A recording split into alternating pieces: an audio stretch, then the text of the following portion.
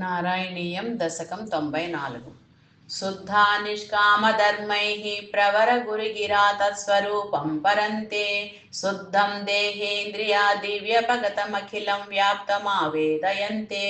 नानात्वस्तौल्यकार्स्यादितु गुणजवपुसङ्गतो ध्यासितन्ते वह्नेर्दारुवा प्रभेदेष्विव महदणुताब्दीप्तता शान्ततादि आचार्याख्यादरस्थारणे समनुमिलचेष्य रूपोत्तरारा न्यावेदोद्भासितेन स्फुटतरपरिबोधाग्निना दह्यमाने कर्मालीवासना तत् कृततनुभुवनभ्रान्तिकान्तारपूरे दाह्याभावेन विद्या शिखिनि च विविरते त्वन्मयि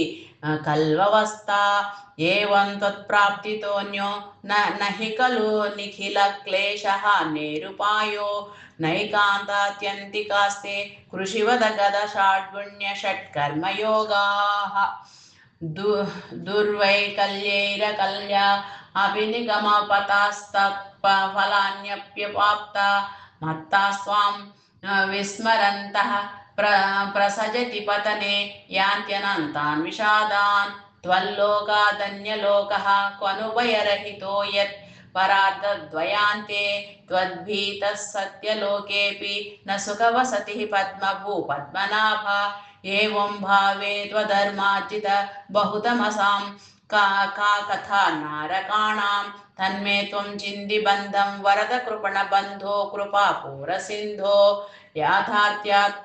त्वन्मयस्यैव हि मम न विभो वस्तुतो बन्धमोक्षौ मायाविद्या तनुभ्यां तव तु विरचितौ स्वप्नबोधोपमौ तौ बद्धे जीवद्विमुक्तिं गतवति च विधा तावती तावदेको भुङ्क्ते देहद्रुमस्तो विषयफलरसान्ना परो निर्व्यदात्मा जीवन्मुक्तत्वमेवं विधमिति वचसा किं फलं दूरे तन्नामा शुद्धबुद्धेर्न च लघुमनसः सोदनं भक्तितोऽन्यत् तन्मे विष्णो कृषिष्टास्त्वयि कृतसकलप्रार्पणं भक्तिभारं येन स्यामंशु किञ्चिद् गुरुवचनमिलत्वत्प्रबोधस्वदात्मा शब्दब्रह्मण्यपीह प्रयतितमनसस्त्वां न जानन्ति केचित् कष्टं वन्द्यश्रमास्ते चिरतरमिह गां बिभ्रते निष्प्रसूतिं यस्यां विश्वाभिरामाः सकलमलहरा दिव्यलीलावताराः सच्चित्तान्द्रं च रूपं तव न निगदितं तां न वाचं प्रियासं यो यावान् यादृशो वा त्वमिति किमपि नैवागच्छामि भूमन् एवं चानन्यभावस्त्वदनुभजन मे वाद्रिये चैद्यवैरिन् त्वल्लिङ्गानां त्वदङ्घ्रि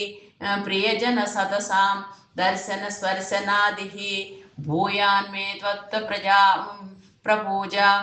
भूयान्मे त्वत्प्रपूजा नतिनुति गुणकर्मानुकीर्त्यादरोऽपि यद्यल्लभ्येत तत्तत्तव समुपहृतं देवदासोऽस्मि तेऽहं त्वद्गेहोन्मार्जनाद्यं भवतु मम मुहुः कर्म निर्मायमेव सूर्याग्निब्राह्मणात्मादिषु लसितचतुर्बाहुमाराधये त्वां त्वत्प्रेमार्द्रत्वरूपो मम सततमविष्यन्दतां भक्तियोगः ऐक्यं ते दानहोमव्रतनियम तपःसाङ्ख्य योगैर्दुरापं त्वत्सङ्गेनैव गोप्यः किल सुकृतितमाः प्रापुरानन्दसान्द्रं भक्तेष्वन्येषु भूयस्त्वपि बहुमनुषे भक्तिमेव त्वमासां तन्मेव त्वद्भक्तिमेव दृढय हरगदान् कृष्णवातालये सा नारायण अखिलगुरो भगवन्नमस्ते।